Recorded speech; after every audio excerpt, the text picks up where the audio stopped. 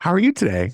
Hi, I'm really good. How are you? I'm pretty good. Though I'm like so tired. I cannot wake up for the life of me. And it's funny because I had a dream last night, which in this episode, we talk about dreams.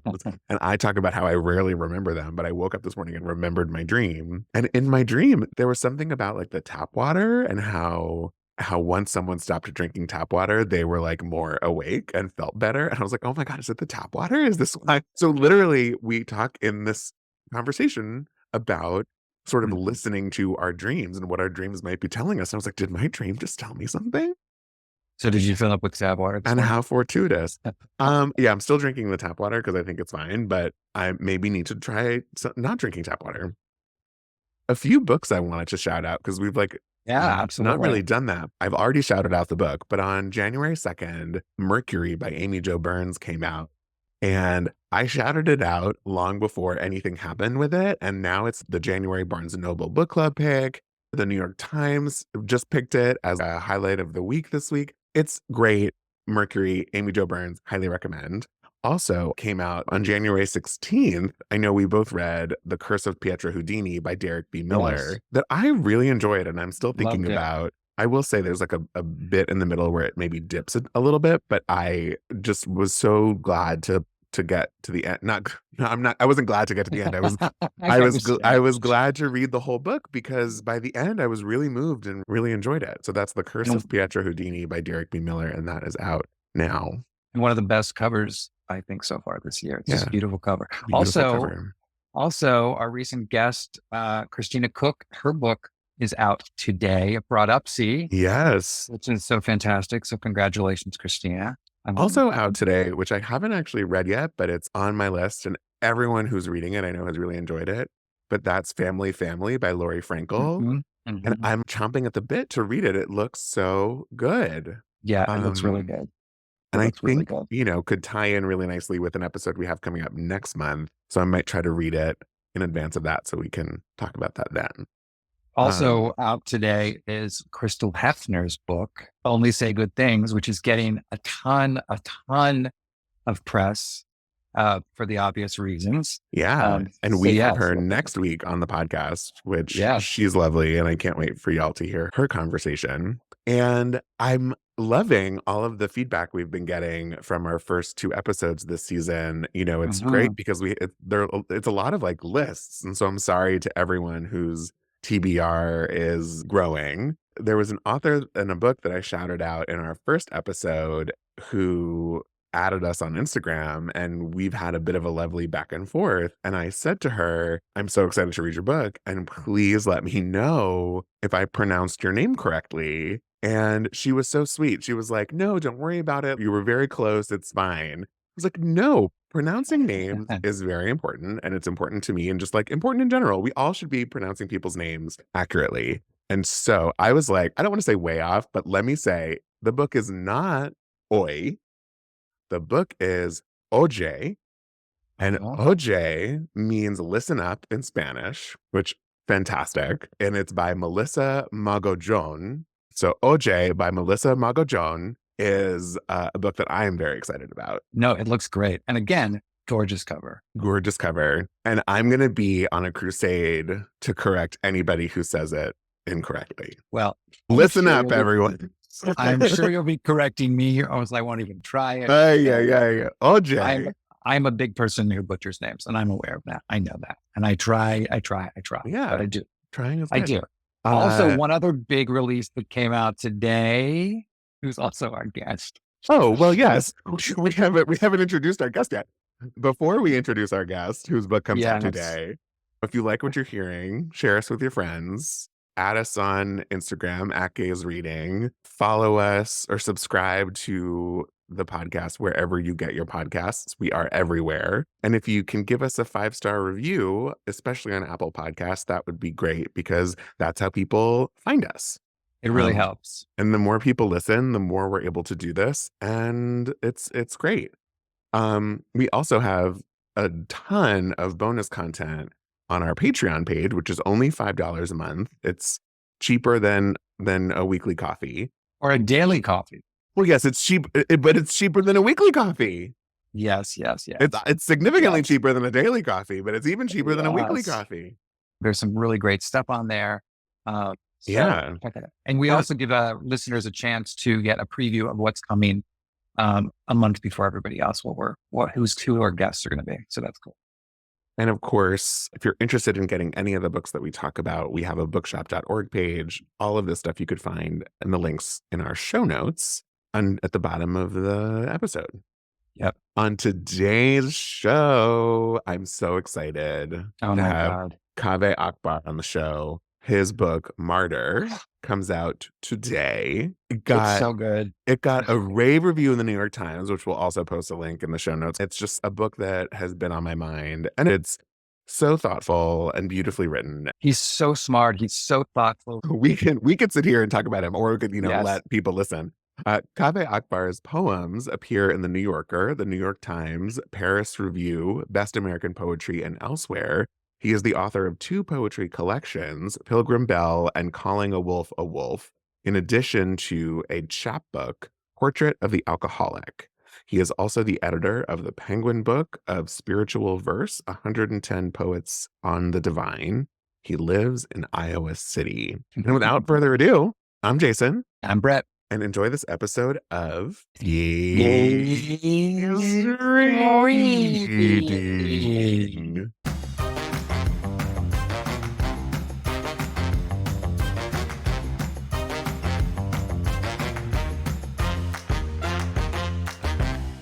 Hello.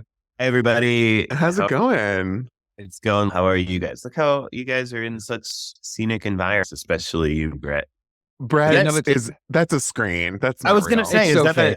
it It would looks look real until I move, and then all of a sudden it does that It thing. does look real. I'll take it off. I'll take it off. No, Yeah. listen. I was very impressed, and I don't think I would have recognized that it was not real unless you had pointed it out. I just If I needed to didn't- say it because No, I it appreciate is that. 'cause offensive to me. It was putting me to shame a little Did bit. you say it's wait? Did you say it's offensive to you? Yeah, Why is it offensive? I'm teasing.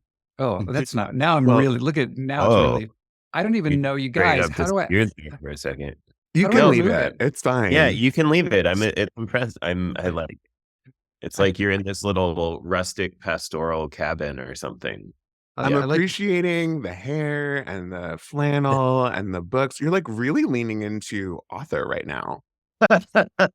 Thank you. I appreciate it. It's cold in Iowa is the trick. And it's like the part of the house that doesn't look like an 8-year-old lives in it. I don't have an 8-year-old. I am the 8-year-old. Keep airs.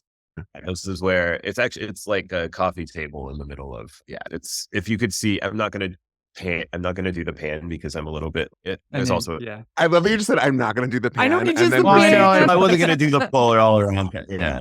There's dirty dishes and it's That's not okay. great. Do you see this? Oh, that's incredible. Oh, you've really spent time with me. And then I was going through it last there night, it is. prepping There for it is. today, and I was getting very emotional. I'm obsessed with it. That's incredible. Thank you. That's a profound gift. That means we Ethan, spent I a- marked mine too, just so you know. What? Brett marked Oh, his- That is like And- the most. I'm still at the point where I haven't spoken with lots of people who are not like married Associated with you. or have investment, who haven't been in my happiness in some way, who have engaged with the book. Like it hasn't become a public thing yet. So I haven't. Yeah. And so it's. So here are really my grati- notes. Yeah. No, that's great. That's great. I'm kidding. Could you imagine?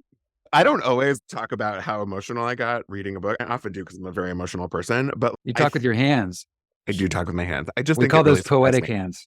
As we're diving in, quick question. I guess it's not a quick question. Are you a musical theater person? No, I'm a music I am Mm. a music person, but Yeah. no, I didn't leave my house when I was in high school, so I couldn't go to practices. Musical theater has music in it that you could consume without leaving. Sure, but you would have to go to the store to buy the CDs or Fair. I'm going to send you some content after this on the musical Pippin. Are you familiar with Pippin at all? Does that mean I've anything to heard you? of it, but I don't know anything about it. Okay. The musical Pippin is about this young guy who is a little lost in life. He literally sings a song at the beginning of the show called Corner of the Sky, and he's longing to find his corner of the sky and see how he belongs and how he fits into everything. In this world, he's a part of this traveling troupe of players, and these players on this whole journey of him trying to figure out where he belongs, by the end, they try to convince him to do this incredible act. And he realizes that this incredible act will kill him. And they say you have to die and become one with the sun in order to live your most potential. Oh, wow. And I was like, Book Sally. yes. I was like, am I reading a contemporary Iranian American retelling of Pippin? Anyway, so I was No, like, that's incredible. Is this sorry for being a total dumbass about this? No, that's okay. Can I watch this on YouTube? Is there like you know what? can. The original cast was, or like an early cast was recorded. Yes. So I'll send you a link. I would love Ben that. Vereen. Really, It's bullshit. Love that. And it's like super poetic and very metaphoric. And I think for someone who is not a musical theater person, but who's a poet and who likes music, Yeah. and it's very 70s style, I think you'd be into it.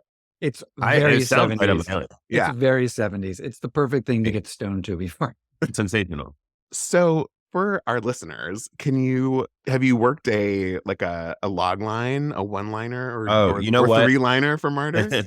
I haven't, but maybe you guys can help me with that. No, first of all, thank you for having me here. I'm sincerely grateful. I looked at the little that you have had on the show recently, and there are so many people that I admire, and getting to be in their company and in your midst is such an occasion for gratitude. So thank you guys. Thank so you. Thank you. We're so excited. Generous time Back with the at book. Yeah, we don't fuck around on Gaze Reading. We spend time No, with it's the books. sensational. For real. You don't know how gratifying that is. No bullshit. Like it, again, I'm very new. I've only ever written poetry books before this, which is a whole other thing. So to see the little tabs, all pages throughout the book that you guys just showed me is incredibly gratifying, sincerely. Yeah, Martyr is the story of a young man who is in early recovery and pretty lost in the world, and becomes obsessed with martyrdom and begins studying martyrdom. And this leads him to a woman who's performing her own dying in the Brooklyn Museum, an artist who's performing her own dying. And he goes to interview her, thinking her a kind of contemporary martyr, right? He goes to interview her. And yeah, I don't know. Adventure ensues. Yeah. How would you this is what I'm saying. I haven't done this, and they haven't, I haven't been. All right. If I were you, I'm saying this Amazing. Yeah, please. Okay. Cyrus is a good poet when he writes, and he can either keep being the sad, sober guy in Indiana who talks about being a writer, or he can go be one. He is inspired by the work of martyrs. And when he learns of an artist in the Brooklyn Museum who is doing the work of a modern martyr, he goes on a quest to ask her why. That's beautiful. That's extraordinary. That's really Borrow good. that? Like, legitimately, can I borrow that? And Happily. Jason, Because I don't want to give anything away, because that's the hard part. You don't have to worry about giving poetry away, right? You don't have to worry. Mhm. There are no spoilers in poetry, or at least there's no spoilers in the kind of poetry that I write. But yeah, I'm a petulant toddler about spoilers. My spouse, they are the opposite. They'll look up the Wikipedia for a movie before they go and watch it. You know what I mean? No, I know. It's like true sociopath behavior. I used to be a reader who read the last page. So my mother did? did that. Once many years ago. But now I don't even like to read a description. So literally The same way. I'm all like, I got for Martyr was the cover, and Yeah, then amazing. dove right in. yeah, So that's on cool. page 1, when it says the date, 2015, I was like, oh, this is a contemporary novel. Yeah. Oh, did you think it was like a historical? Yeah, I did. I I had no absolutely idea. did too. Oh, I did interesting. too. Yeah, interesting. I hadn't considered that. Yeah, it's, I guess, because of the sort of Byzantine Yeah, the cover. miniature on the cover. Yeah. And it says very little, which is great. Yeah, I think that they went through a lot of covers before this one. And although this was Linda Huang, the brilliant artist who did this cover, this was her first one. But I love the cheekiness of it too, with having a novel written in the little 100%. Yeah, bubble. it's like It completely tells you irreverent. tonally what you're gonna. Everything from the exclamation point to the bubble, we've been talking for 20 minutes and we were only talking about the cover. Like, No, it's amazing. I could talk so long. What are you because doing today? Hope you didn't have anything else planned. Okay, so would you say that your own experiences were the catalyst for Cyrus? Yeah, absolutely. The book, in terms of my drafting it, actually began with Orchidette, the artist. And Mm. in the very, very earliest drafts of this book, it was, I had this idea in mind of artists doing like a sort of Marina Abramovich-esque artist as Yeah. performance Yeah. of her own dying. And I envisioned a kind of, not Marley and Me, what's the thing? What's the book? Tuesdays with Morrie, like a Tuesdays with Oh, esque book where I've actually never read Tuesdays with Morrie, so but in concept, a Yes, person's like that yeah, yeah, idea yeah. of you have this like oracular dying person who's, here's what I have learned. And I quickly realized in writing that, and in that version, the interlocutor, the person to whom the artist was speaking, was just a cipher, just a foil for her to. And I realized that that was pretty narratively uninteresting. Just there was nothing. I was just like, all right, Wednesday, I go back and talk to her. And so I realized that the person on the other side of that exchange had to be as interesting as the artist to me in order for it to work propulsively. And so I started writing towards the character that would become Cyrus, who's now the protagonist of the novel. Although it's an interesting thing because in the US, I feel like the copy in this around the book is very much like Cyrus Shams is lost, and right. But in the UK version, it's a female figure on the cover, and the copy is all like is about. I think in the UK, it's much more being sold as a book about the artist versus. Interesting. Yeah, I think it's interesting too because the first half of the book is very Cyrus heavy. After reading it and doing research on you, I think is when I just learned about your sobriety and learned about your own personal experiences. And in fact, you were on a podcast where I heard you say a quote. I'm going to misremember it, but it was something about one of your professors or one of your parents or somebody said something to you that you said in this podcast that is a quote from the book. Oh, this is very personal for you. Oh yeah, that sort of thing. That sort of thing happens all. Yeah, there's Of nothing course. in the book that is completely fabricated whole cloth. I Mm. don't think of myself as a particularly imaginative person. I think of myself as a particularly bewilderable, perceptive person. So people say things and I'm like, oh, that's weird. And I hold on to it for 8 years and then it comes out the mouth of a character. Yeah, there's very little creativity in the book. It's from, I don't want to like be like, this literally happened and this literally No, did. no, Like, of course not. Oh. But what I'm hearing is that you didn't necessarily go in with the intention of writing a version of you in Cyrus. no, not one to one. He's my age when I started writing the book. Uh-huh. He's an Iranian immigrant he immigrated to America when he was a baby. He's an addict in recovery. He's a poet. He went Right. to school in the Midwest. All of these things Heavily influenced are- by. He's all very of these- similar. Yeah, all of these, and I have the axe wound on my foot. There are pretty, or the scar. It's not like a fresh wound, but It's not like he's named Kaveh Akbar. yeah, there are differences too, constitutionally and also just like biographically. But yeah, I think that just being able to wander through this experience using Cyrus as a sort of avatar to be able to talk to Lisa Simpson and talk to Kareem Abdul-Jabbar and talk to this artist in whom I'm very interested. You know, it's a cool thing that you get to do in fiction. Yeah. And so something that you're alluding to in this conversation is that there are these dream sequences throughout the book where Cyrus in turn gets to talk to or hear from these various characters in his life. You say something very profound about dreams. Dreams give us voices, visions, ideas, mortal terrors, and departed beloveds. Nothing counts more to an individual or less to an empire. And I find that so compelling because I think that you mentioned in the book that we write off dreams because they're not quote unquote real, but we can still take things from them. Can you talk a little bit about your inspiration behind including them in the book? Yeah. Thank you, first of all, for that and for reading. I don't know how you guys feel about this, but I love hearing about people's dreams, and I know that it's the thing that you're not supposed to do in fiction. Like, it's not lost on me that like people roll their eyes when you're like, oh yeah, it's a book full of dream sequences. I'm abundantly aware, and I think that there's a lot of the book actually that is me pushing back on the impulses, or me pushing back on the self-censurious impulses that I've attained over the title Martyr with an exclamation point is writing this book. I was scared about writing as being an Iranian American man with a name that is very legibly ethnic sounding,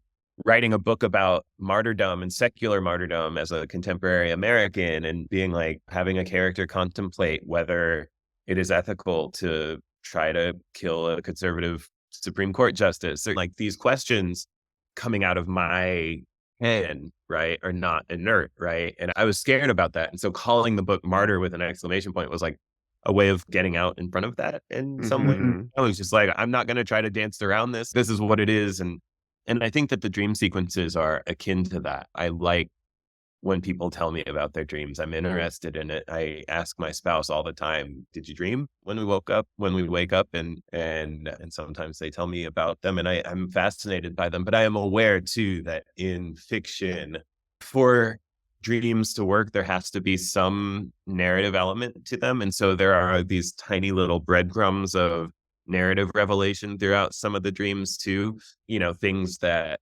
Cyrus doesn't have access to entirely in his real life, and you wonder how he knows them, especially in the dream with Rumi. As the dreams progress throughout the book, Sure.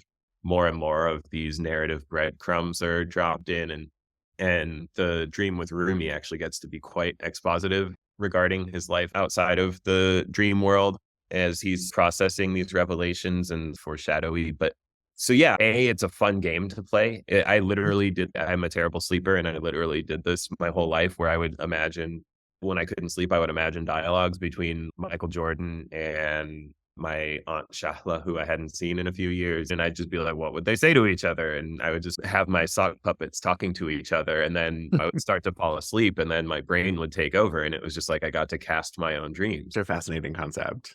Yeah, But I you can think do we're, it. My and, gift to you. and they also talk about any kind of dream research will talk about what your dreams are saying anyway, and what dialogues, what you're trying to work out, or how many times you'll think about things, or it could be in the back of your head, and suddenly in the middle of the night, that's inserted itself somehow in your dreams or whatever you were working out during the day. So I found it particularly fascinating to use it as a device for this character to continually explore this part of what is going on in Yeah. his mind. It was Yeah, really and he comes to certain conclusions or revelations in the dreams. And again, I'm trying to be cognizant of not spoiling things, but you see him tiptoeing towards certain revelations or ideas that become apparent narratively late in the book, or that are foreshadowed in various and sundry ways within the dreams. It's Yeah. also it's a very visual thing as I'm reading it. And I'm using the Lisa Simpson example, but because you even go into the description about when she turns the dimensions of her going from 3D to 2. And all of that, you could see that if it was in a film or something, or a TV show, I was picturing all of that happening. And it's hilarious because it's so absurd, and yet it all made sense, completely made sense. Do you remember your dreams?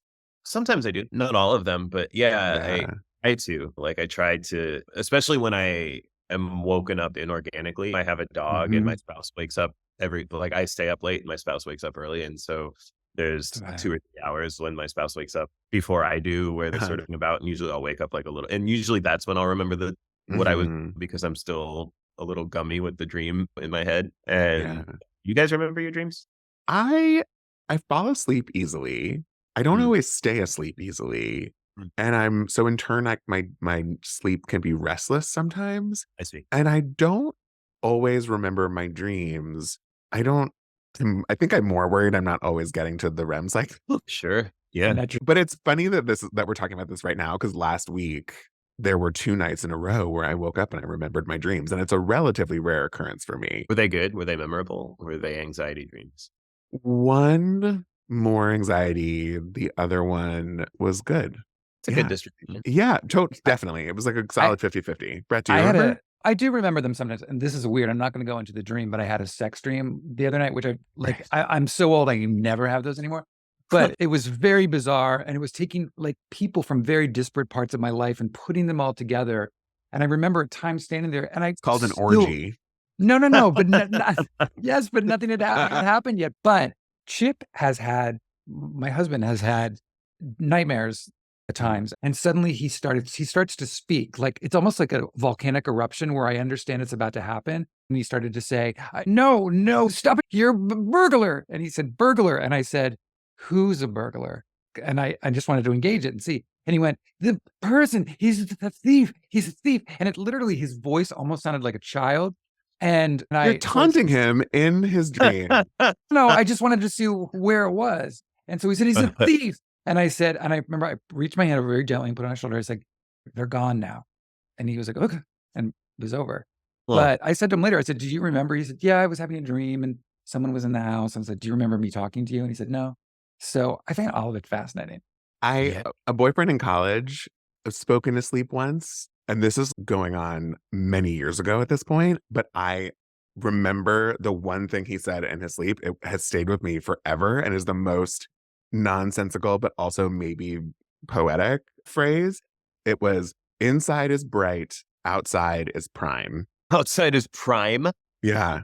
That was what he said. Inside is bright, outside is prime. He was standing outside the Amazon warehouse.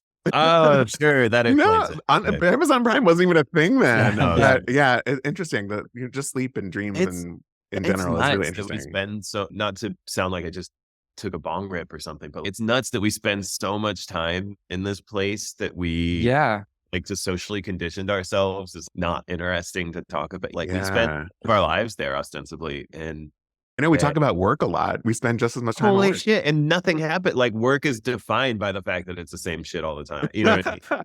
And trust me, as you get older, all you dream about, I can't wait. Like 9 o'clock comes and I'm like, all I think about is like getting in the covers and like getting under there. Because as you get older too, it seems like your circadian rhythms they all change. And so if I get 7 hours now, that's an amazing night's sleep. It just doesn't happen any longer.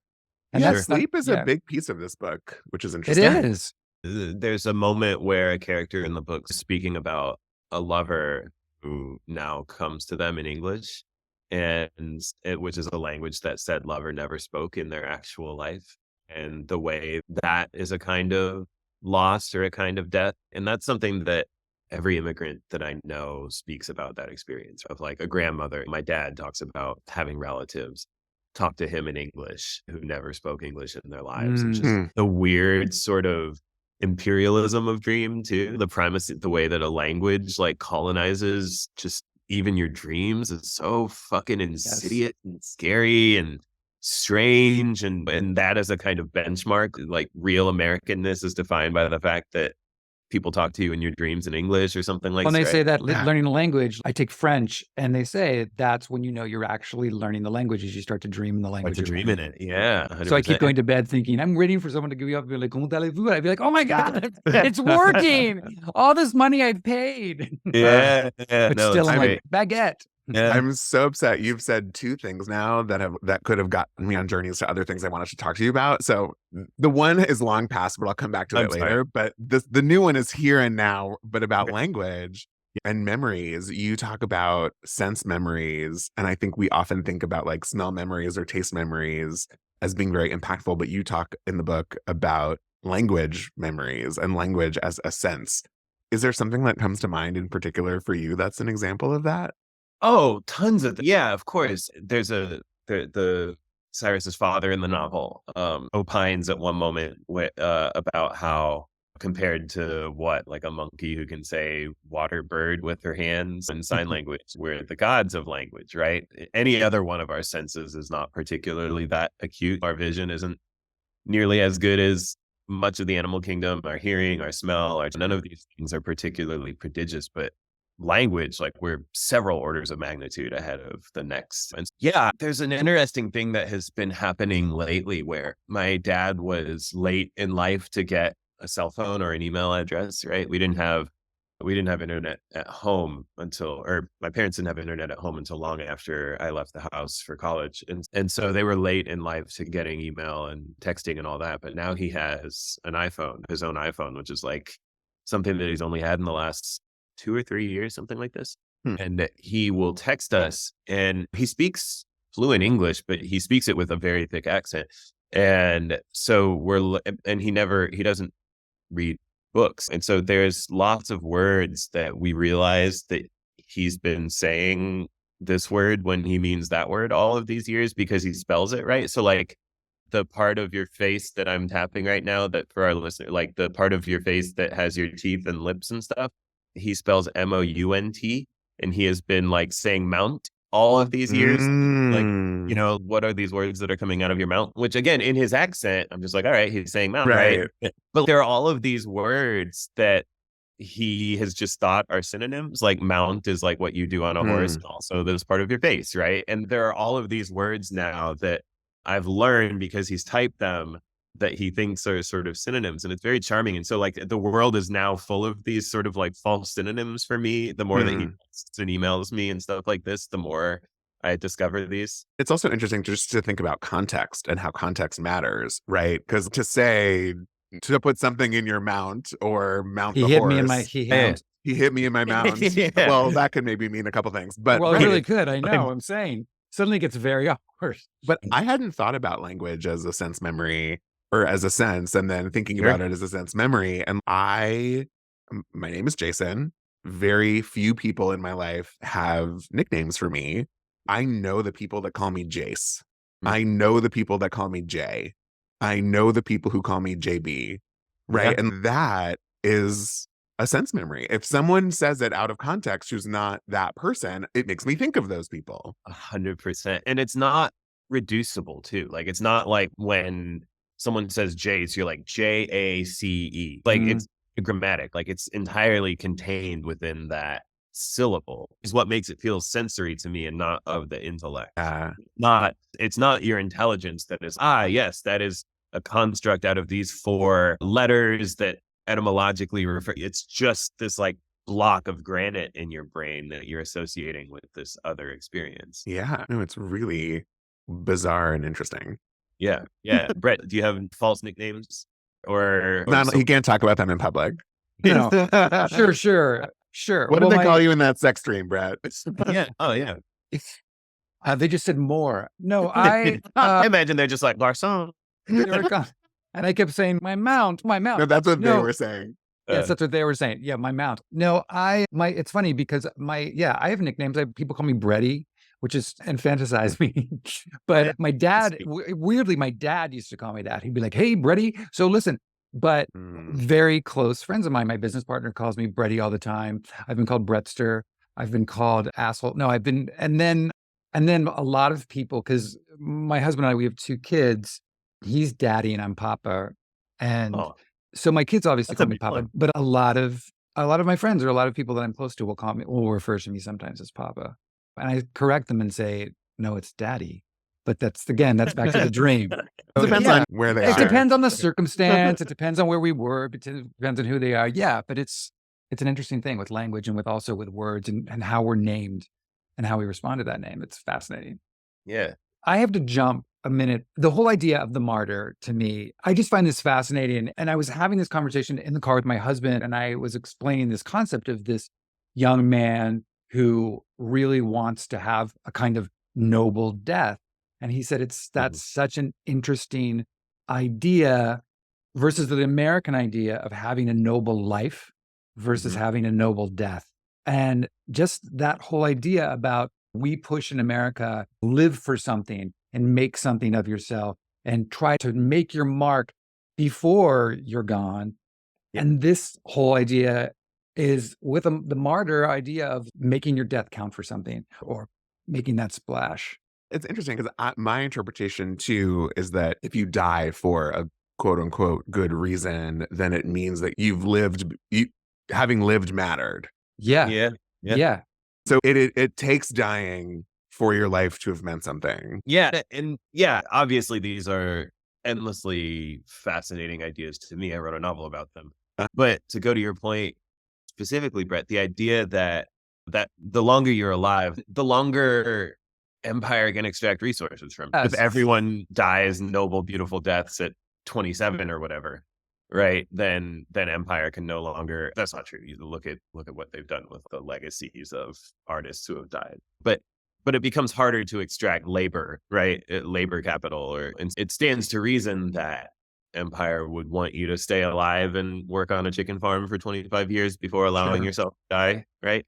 But I think that Cyrus and it's this funny thing where, again, these were obviously ideas that I was obsessed with, right? It's tied with kinds of depression and ties into kinds of grandiosity as well. And if I am going to die, and if I am going to be the if I am going to carry myself towards that end, then how might I make it useful? Then how that's the thing that everyone talks about. Suicide is so selfish because you're just like distributing the pain that you had to all the people who loved you. That's the line that people say about suicide, to dissuade suicides.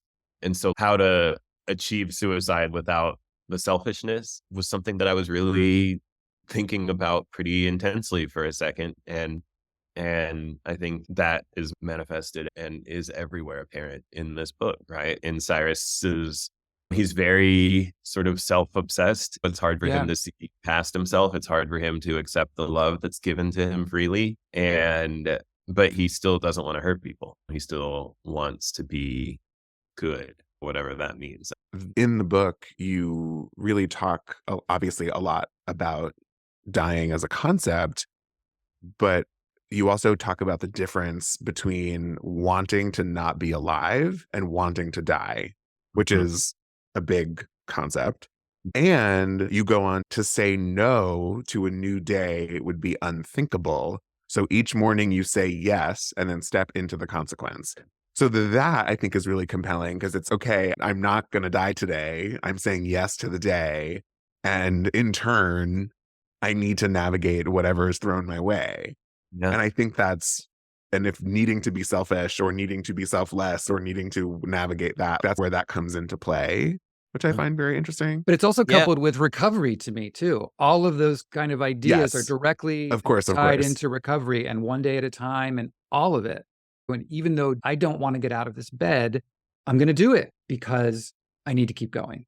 Yeah, that's extraordinary. You guys, I can't tell you how gratifying it is to hear these things coming out of your mouths, because it's just so much the articulation of what I have just been in the minds of for the past, but especially this past half decade thinking about this book. Is just, if I'm not supposed to kill myself, then what the fuck can I, like, this is tough. And if anyone knew how tough it was, they would never expect me to look at my inbox, or they would never expect me to pay my taxes or feed myself. Like I would just be like, people would be throwing confetti at my feet for just like getting out of bed if they understood. But it's that, but for everyone, there's so many people who feel that. That's everyone. That's what I'm saying. Yeah. Well, and to take it back to Brett, what you brought up about martyrdom, if in order to be a martyr, it has to be because you have faith in something. And so what do you have such faith in that is compelling you? It can't be for the sake of dying. It has to be for it's a chicken and the egg. What comes first? Right. Very complicated. Yeah. And to be clear, in the context of this book and in Cyrus's thinking about it and in my thinking about it, I think that we are both particularly interested in secular martyrs, or the idea of, I'm a martyr, so I'm going to go on these crusades to the Holy Land and kill all the Muslims, or I'm a martyr and I'm going to whatever. That's not the sort of martyrdom that I'm really particularly interested in, right? Well, and when I said have faith in something, I meant lowercase f faith. Exactly. Or lowercase something too. The idea that like justice is an occasion for martyrdom, or great love, or beauty, or art, or there are all sorts of different divines that people have conceived throughout history that are not like a capital G God in heaven who gets mad when we masturbate. You know what I mean? There are lots of different kinds. Wait, he does? He's so pissed off at me right now. Again, this is, I think that everyone has to figure out the divine of their own understanding. I mean, for some people have found a lot of succor in that kind of God, but no pun intended. Kind of retributive, easily angry God has never particularly done it for me. So you talking about, I think, fighting the fight as a martyr, or whatever that as a concept. Earlier, the thing that I wanted to bring up, you had talked about your pen as a sword, and Cyrus wants to write an epic, a book something about secular pacifist martyrs, people who gave their lives to something larger than themselves, no swords in their hands. And I would argue, and I'm asking, would you not call a pen a metaphorical sword? Yeah, but I think that when Cyrus says that, my sense is that he literally means like no sword, no gun, no C4 or and I imagine it's Martin, almost because for he like needs to say it for his safety, frankly. Yeah. Yeah, 100%, 100%. And when you say he needs to say it for his safety, what you're really saying is Kaveh Akbar, who wrote this book, whose name is on the cover of the book, needs, if I'm like, yeah, I want to write a book about martyrs who like walk into cafes with dynamite strapped to their chests, right? That's a very different sort of Publishers Weekly review. Right. You're like, no, martyr exclamation point, cute little art drawing on Look the how much cover. fun we're having. Yeah. It's a funny thing. I was born in Iran, and there's this funny thing culturally with Iranians, Persians in America, where a lot of Iranians will call themselves Persian for a lot of different reasons. Iran, as a phrase, is about 100 years old, right? And refers to a civilization that's thousands of years old. But also after 9/11, you heard a lot of Iranians referring to themselves as Persian because of just like the sonic proximity to Iraq. And because when you say Persian, you think of rugs and fuzzy cats and nice things. And when you say Iran, you think of the place. And so there's this weird sort of, I don't know, there's like a kind of flinching anxiety present in all of this thinking too, right? That is born of a kind of socialization into a subject position, which again is one of the 50,000 things floating around my brain. And one doesn't have one lobe of one's brain for thinking about this shit, and one lobe for thinking about romantic love, and one lobe for thinking about Erykah Badu, and one lobe. It's all just in this mushy gumbo. And so hopefully that effect comes out. No, it really does. I'm just looking at my notes and I'm like, there's you're good. So much book to talk about. I want to talk about everything. No, thank you. This has been incredible. I feel like we could just do this all day. I think there's so much to digest. And I've talked about this book on, not your book. I will talk about this book on many occasions, but another book that I've talked about on many occasions is Erica L. Sanchez's Crying in the Bathroom. Sure. And it is the only other book, to my knowledge, that's a memoir in essays, but it's the only other book. I'm saying that to the people who don't know that book. Oh, I'm sorry. I forgot that we were on a podcast. I thought. I'm very happy to keep time to just talk to you about it. It's the first book that I'm aware of that I read where it's written by a poet, and it's perhaps among their first forays, or my first experience of theirs. Yeah, she did no YA novel. She did write a YA novel. Yeah, I Am Not Your Perfect Mexican Daughter. Again, say out loud. So many of my little tabs are these like gorgeous sentences, because I just feel like poets, you guys know how to fucking do it. So I'm gonna throw some of them at you and we could talk about them. But one you mentioned in the context of the butterfly effect, and how it's, don't step on the flower, or if you go to the past and you step on a flower, then your grandfather will never be born. But in the present, we mow our lawns. And you say, nobody thinks of now as the future past. And I was like, wow, that's profound. Yeah, it's true though. We have all of these sort of cartoons or whatever, these movies where you go to the past and nobody blow on a dandelion, or nobody make a coffee. And we're all doing that shit. We're all squishing spiders and stepping on ants. And so it's just this really nice reminder of the choices we make today will have an impact going forward. Yeah. And again, I feel like sometimes I can come off as like the sort of didactic zealot, but I am constantly thinking about when I notice things like that, incongruities in my beliefs or my behaviors, right? I'm like, why is this here? You know what I mean? And like, why might there be a societal investment in my not perceiving right now as a part of history? You know what I mean? What is the societal investment in my understanding now as the sort of inescapable status quo? And only people in the past could have acted to change the material conditions of their reality. You know what I'm saying? Like I don't mean to put my thumb on the scale too hard, but I do think about things like that, right? Why do I feel like I can mow my lawn and I'm too busy to vote for my city council elections on a Tuesday because I have office hours or whatever? And what is the societal investment in my not perceiving this as being as important as not stepping on a clover in Take a Time Machine to the Past. Yeah. I'm Yeah. I just mean, curious, how do you deprogram just to, because you are someone who thinks hard and you are someone just listening to you speak. There's a lot.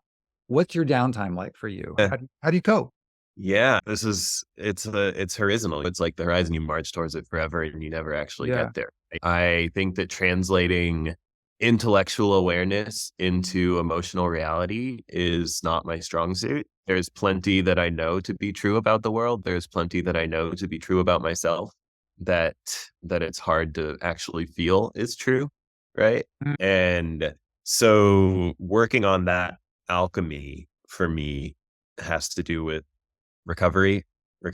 Mhm. Recovery communities are a massive part of my life. I work with newcomers in recovery. I have elders in recovery with whom I speak often. this whole conversation started by me saying I wanted to throw your own words back at you, and Brett asking that question in the order in which he did. Let me answer the question for you using your words. Okay. Sure. In the book, you say that art is where what we survive survives. And so I would imagine that deprogramming, some of what you might do is create. And you also say that art is a way of storing our brains in each other's. Yeah. And Yeah. so how I will interpret that to answer Brett's question for you as you is that do you, Amazing. No, this is sensational. to I love this. Yo, you had a better elevator pitch than I did. I'm telling you. to create art in a time where you need to purge what you have survived and share that with those who can help you shoulder that burden. Yeah, that's beautifully put.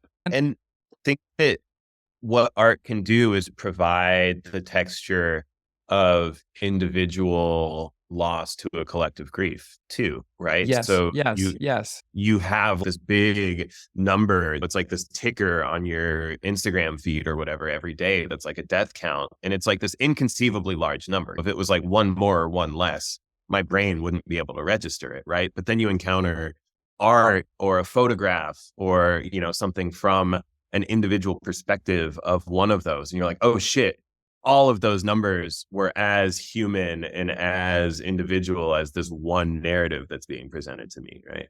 Okay, now I'm going to jump again really quickly because, but to a point you were making before about grief, I just had finished reading Western Lane by Chetna Maru, which takes place on a squash court, and this young girl and her two sisters and her father. But what the story is about is how this family is dealing with their grief over the loss of their mother, right?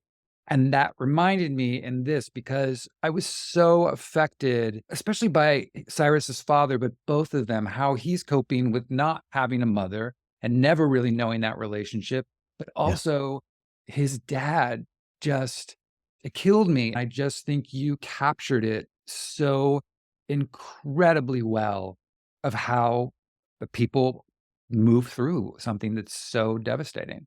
No, it's again immeasurably gratifying. And thank you for making yourself open to that too. It's not a passive thing to receive literature so well. And so I'm grateful for your actively being open to it. Sincerely. Yeah, I think that a big question that this book is asking is, and that I'm interested in just broadly speaking, is what to do when you survive past your peak, Mm, whatever that peak mm, might be, right? Whether mhm. your peak is the woman that you love holding your newborn son that you've always wanted, right? And then she dies a few months later, and now you're just left with this son, and you do your best to take care of him, but like you're inevitably never going to be as happy as you were, or whether it's a kind of narcotic peak, right? Like for so much of my life, if it wasn't like turned up to 11 on the like just most ecstatic white light rapturous pleasure end of the spectrum, or like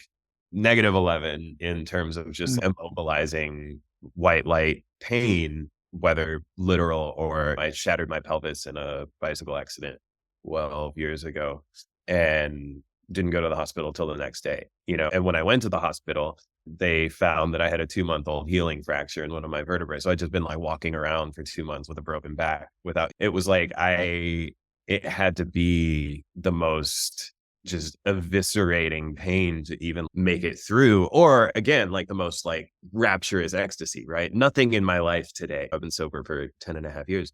Nothing in my life today feels like that. Everything is like -7 to 7. And figuring out what to make of that, figuring out the difference between pleasure and joy, figuring out what to make, how to find a life meaningful when you've tasted the 12 and know that you're never going to get to taste the 12 again.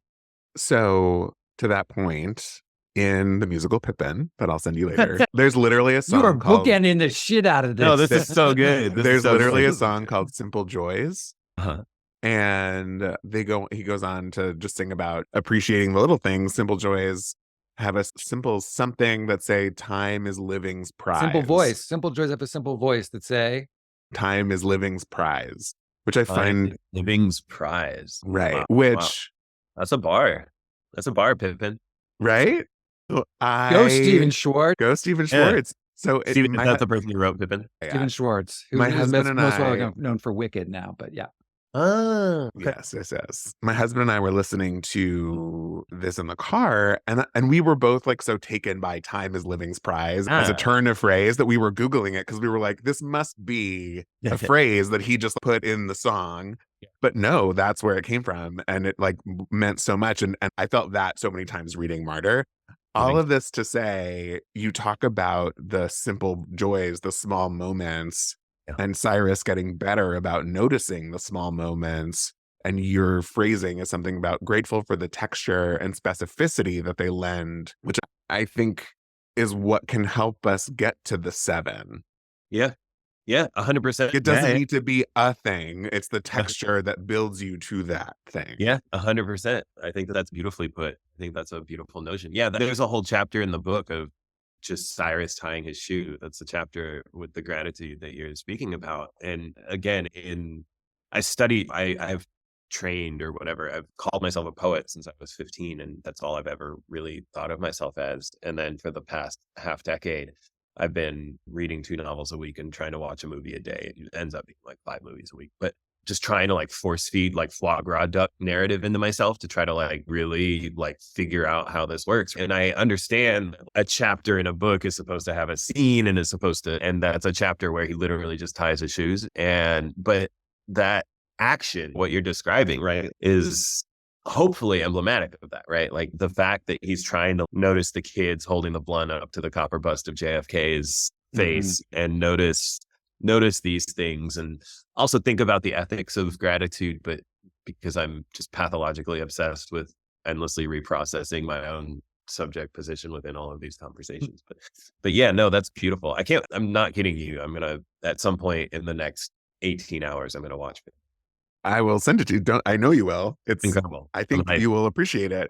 Also, especially for what you just said and how you're consuming content. That's such a fascinating thing to hear. It's, oh my God, it's already so late for us. You just took us on a journey. Like, I'm sorry. I'm sorry. We not talk about the fact you're like our Don Quixote, just tilting at windmills. Yeah. So consuming that much content daily and weekly is incredible, and so I think smart. As you embarked on your own journey, I think that it, as a consumer of Martyr, it certainly feels fresh and doesn't feel like somebody was watching a million things and compiling it into one. Are there things in particular that have affected you? Was consuming all of that and have been consuming all of that purely kleptomaniacally, like in a very mercenary way. Like I know that thing where someone asks you, like, what are your favorite books or what are your favorite movies? Yeah. You're just like, damn, turns out I've never watched a movie in my life. It's just like all of that stuff. I also just watched a thing on Instagram with Fran Lebowitz, and someone said, can you pick out your favorite thing at the Met? And she was like, favorite thing? I'm an adult. Children have favorite things. That's so good. I love that. I know, it was like such a Fran Lebowitz thing to say. But so I'm gifting that to you. You could say, I don't have a favorite thing. That's what I'm going to use in perpetuity now. Right. But yeah, it was a thing where I just didn't want to assume the hubris of, oh, I can write poems, so I can write a novel. Like I didn't want to just assume that I could do the impossibly difficult thing of writing a novel. And I hope it, like, I wanted to write like a novel, not like a miasma language that then I call a novel. Like I wanted to write a novel where then characters grow and change and stuff like that. But yeah, so a lot of what I was doing was watching movies and being like, okay, this is what Jane Mansfield is doing with her hands. This is what Humphrey Bogart does with his eyes when he's not speaking, right? And then just like making characters in my book do those things, right? This is what The Rock does before he lets go of that ledge. Yeah, I spent a lot of time looking at The Rock. But honestly, though, just like even in like shitty movies, understanding how just people get people through the narrative, how writers get people through the narrative beats, like how they get The Rock through doorways, or how they explain The Rock has money to get on the plane to go to the jungle and fight the dinosaurs. Whatever, like that sort of stuff is not something you ever think about in poetry, right? Like how they had the money to go do X, Y, or Z. How you lead your pipe. Yeah. How you lead. I thought you said something else at first, but yeah, just understanding the sort of like the subtle mechanical beats. Like in poetry, someone will be talking about something that will be like one time, and that can be a signifier that moves you into another temporal setting, right? Mm-hmm. One time, and then they talk about for lover and what you were doing, and like figuring out the narrative equivalents of things like that, figuring out how to cut from thing to thing so that it feels propulsive and not non sequitur, figuring out what people hang on their walls and how rooms are decorated, just this sort of stuff. I have literally thousands and thousands of pages of notes of just what's on tables and what's on walls and what people are doing with their feet and what kinds of shoes people wear. Interesting. That's fascinating. Yeah. You're almost like an actor prepares. You're slightly avoiding my question, which is fine. But sorry, remind me of your question. Is there content that you were inspired by? Oh, shit. Oh, I'm sorry. Yeah. I was actually gonna... what I'll say now is I almost don't want you to say what was inspiring to you, because I don't want there to be any sort of comparison. Yeah. But perhaps how I'll reframe the question is, was there something that you consumed that surprised you? So Tommy Orange's There sort of indirectly catalyzed the book or scaffolded it, in that we had this very disciplined weekly page trading relationship that kept us both accountable during seasons where one or the other one of us might not have been as diligent about hitting our 10 pages a week. And we both wrote, 1,000 pages over that time and then cut it down. But that was a huge part. And then there's this book by Nicholson Baker called Checkpoint that I read when it came out. So I don't know if I was in high school or what. I mean, it's not a book that I read recently, but it's a book about a man who's considering assassinating George W. Bush, who was then the president of the United States. And it was a man who was like a principled leftist, who was like, this guy is just killing all of these innocent Iraqis and Afghanis. And it may be the right thing to do is to just try really hard to assassinate him, in the net ethical good done by something like that might outweigh the heinousness of, having to use a gun on a human being. Right. And I remember reading that, and I was young, but I was like, holy shit, you're allowed to say this. And like the NSA won't come to your house and like shoot you in the kneecaps. You know what I mean? Oh no. Yeah. No. Yeah. And, he's like a old white dude, but I also love his work, just broadly speaking, or I would have never encountered that book probably because it wasn't a particularly famous one.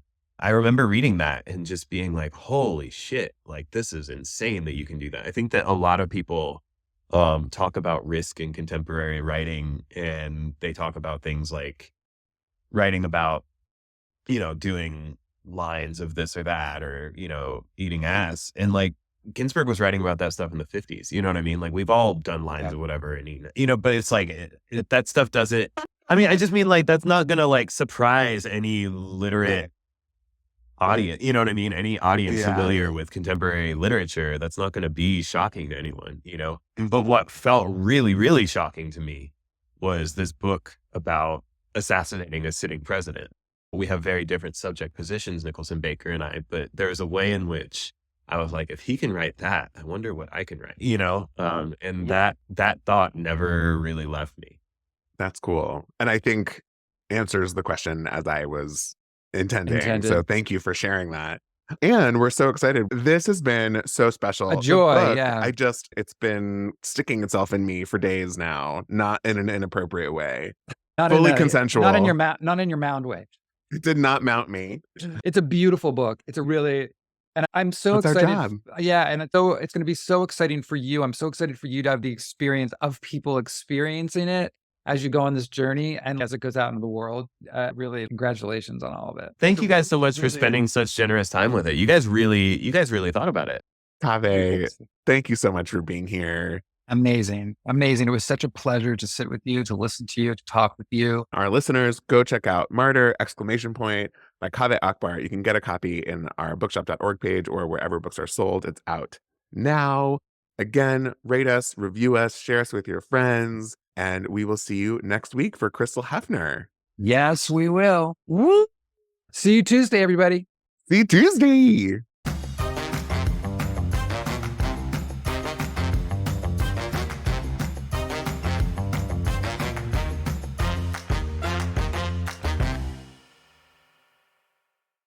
I feel so sated.